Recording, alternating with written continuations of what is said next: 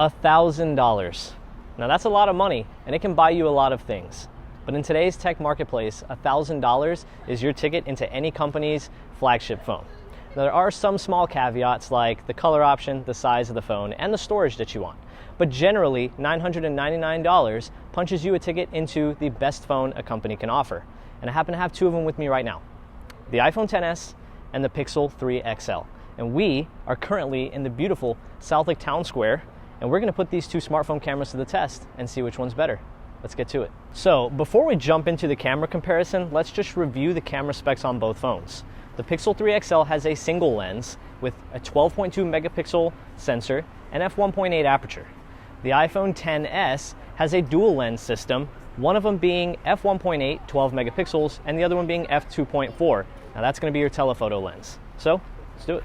So we're headed to a park style area here in the square, just to kind of test out how well both phones can handle things like dynamic range and scenery style photos. So there's a building over here. Sun's kind of shining on like the top 1/3 of it, and it also looks really nice with the trees. So I'm gonna take a photo on both just to kind of see how everything comes out.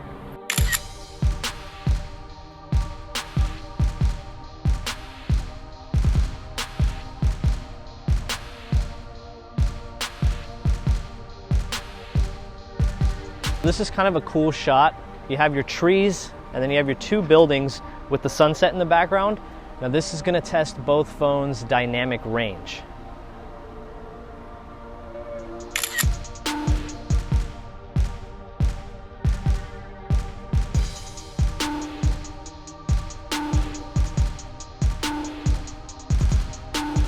And what we're really looking for now is to test each phone's ability to reproduce color.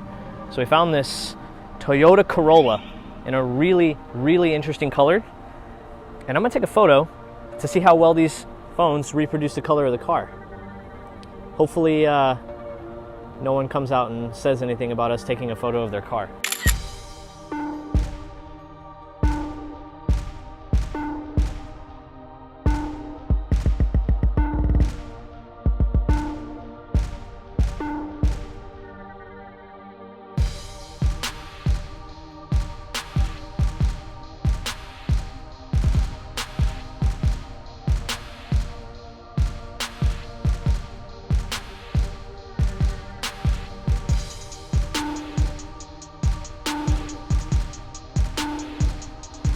Okay, so we just got done taking portrait photos on both phones. And we took portrait photos of two different objects and one different person with different backgrounds and colors, just so we can try and see how well the phones handle bringing out that subject in clarity and detail while dealing with multiple backgrounds and distances. And we're gonna go over each photo at the end of the video. But first, we need to take more pictures. So we've taken quite a few photos already, testing out the phone's ability to handle dynamic range, sunlight in the image, color accuracy. It's getting kind of dark, as you guys can see. The street lamps are turning on. So now is an opportune time to test out both phones' ability to handle low light photography. Okay, so we're in the back of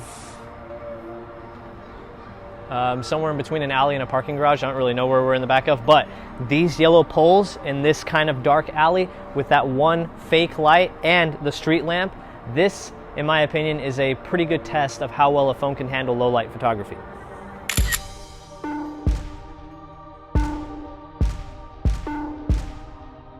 So it's dark and we're in the middle of transitioning from one parking lot to another. Ooh, I kind of like this open sign. Where are we? Burger shop. Burger shop, let's see.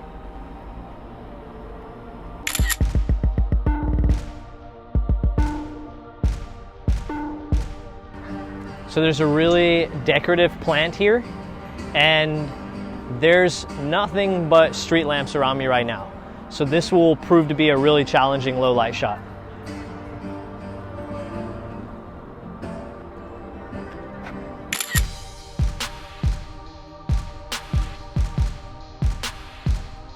Okay, so we revisited the park area because we saw a fountain whenever we first got here, and we wanted to actually save the fountain for low light photography. It's currently so dark that there is artificial light through a flashlight being shined on me right now just so you guys can see me.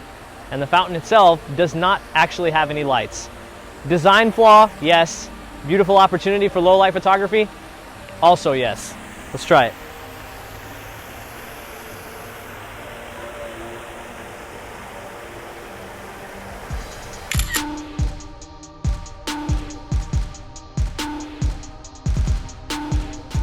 So far, a lot of the nighttime photography or low light photography we've taken, we have not taken without any flash.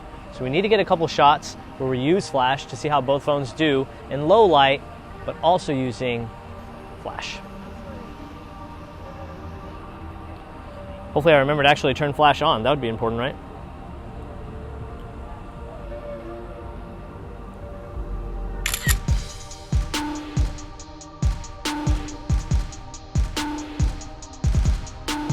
So here's the thing about filming or making videos. It's not all easy work. Sometimes whenever you're in the middle of filming a video, you really have to go. Now I'm not gonna tell you guys if there's someone in there or not. All I know is we're getting a photo of this.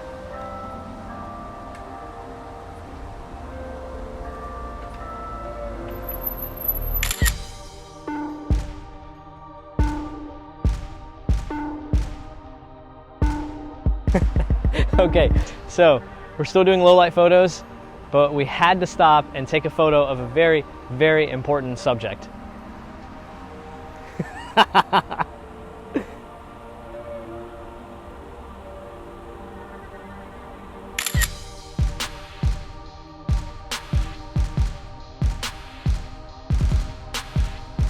All right guys, so that's it, we're done. It's getting really dark, we need to get ready to head out of here. Just to kind of summarize what we did, we took a lot of regular photos just to kind of test out each phone's ability to pick up dynamic range, how to deal with it, also color reproduction and accuracy, and just general overall detail. We took quite a few portrait shots of different subjects and one person just to kind of test how well each phone does with distance and keeping that subject in focus. And we also took a good amount of nighttime shots with and without flash, because both of these phones at the end of the day have really good cameras, so we know that they're going to perform well in daylight, but nighttime photography is really important to a lot of people out there. And just overall, I'd have to say the general camera winner is the Pixel. Like if I had to pick between one phone to put in my pocket and go out with for a night and just take photos using the phone, it'd probably be the Pixel 3. Needless to say, both phones still take really excellent photos, so you can't go wrong either way. So yeah, I guess spending $1,000 does get you a good smartphone camera experience. But if I had to pick, I'm taking the Pixel. But we still have some other photos for you guys to take a look at, and I also want to know what y'all's opinions are about each phone and how well they take photos, so let me know in the comment section. Don't forget to hit like and subscribe while you're down there. And that's about it, guys. We need to get ready to go. Peace.